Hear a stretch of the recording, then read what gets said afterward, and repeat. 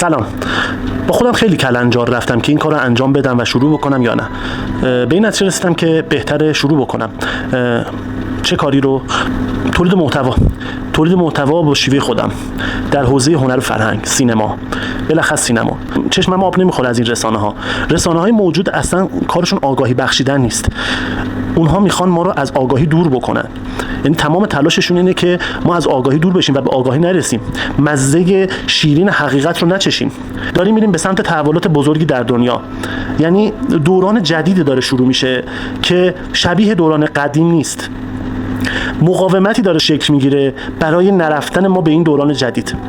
و این مسئله جهانیه ها، ایران و چند تا کشور نیست. همه جهان تحت شعاع این تغییرات قرار خواهند گرفت. دوران جدیدی که در موردش صحبت میکنیم دوران متفاوتیه.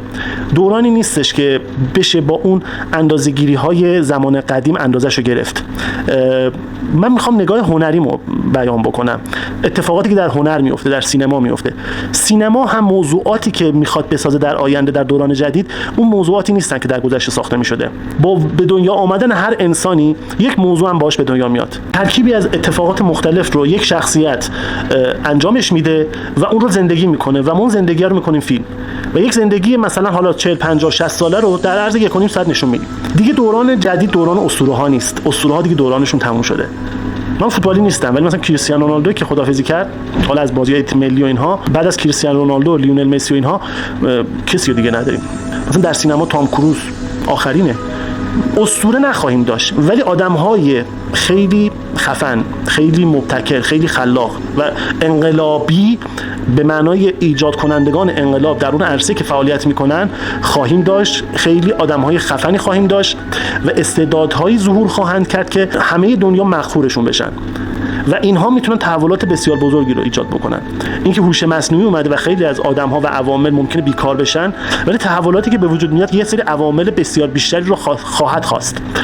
یعنی اینجوری نیستش که فکر کنیم که مثلا تموم شد، سینما تموم شد. مگه تئاتر که قدیمی ترین هنره از بین رفته، الان روز به روز ازش استقبال بیشتری میشه. هنر اینجوری نیست و خیلی چیزای دیگه اینجوری نیستن.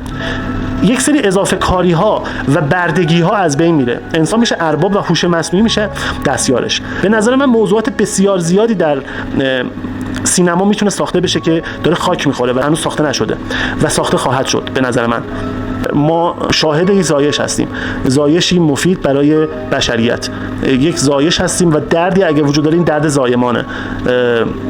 من خیلی امیدوارم به آینده ایران و جهان، مخصوصا ایران. مردم ایران خیلی سختی‌ها کشیدن در طول تاریخ.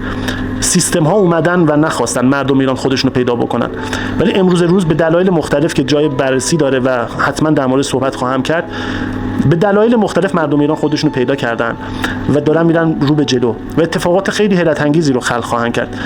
الان شاید یک سری مخالفت کنن، بگن نه چنین چیزی رخ نمیده، ما بدبخت شدیم، بیچاره شدیم. نه، این اتفاقاتی که داره پیرامون ما رخ میده نوید دهنده این جریانه. یعنی جریانی که مردم دارن واقعا بیرون میان از لاک ناآگاهی خودشون و دارن خودشون رو پیدا میکنن و داره یه نظمی داره پیدا میکنه. کسانی که برای سیستم کار کردند و یا فریب سیستم رو خوردن، همچون اون اسطوره هایی که گفتم، البته بدمناشون هم اونا حالا گودمناشن، ولی اینها هم دورانشون داره تموم میشه. مردم ایران استعدادهای درونشون وجود داره، نخبه‌های درونشون وجود داره که اینا رها میشن از بند اسارت سیستم ها و روی کار میان، که من اسمش رو گذاشتم پاتریوت ها. کسانی که بسیار بسیار استعدادهای عجیب و غریبی دارن ولی فرصت نمیکنن که وارد عرصه ها بشن. سیستم ها اجازه نمیدن که اونا بیان رو کار.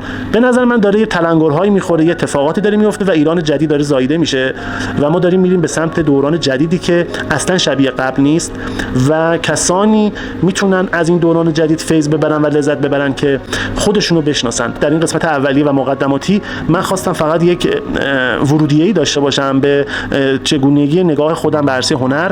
امیدوارم که این اتفاقات و این بحران‌ها زود تموم بشه و بگذریم و شروع اون دوران جدید رو ببینیم.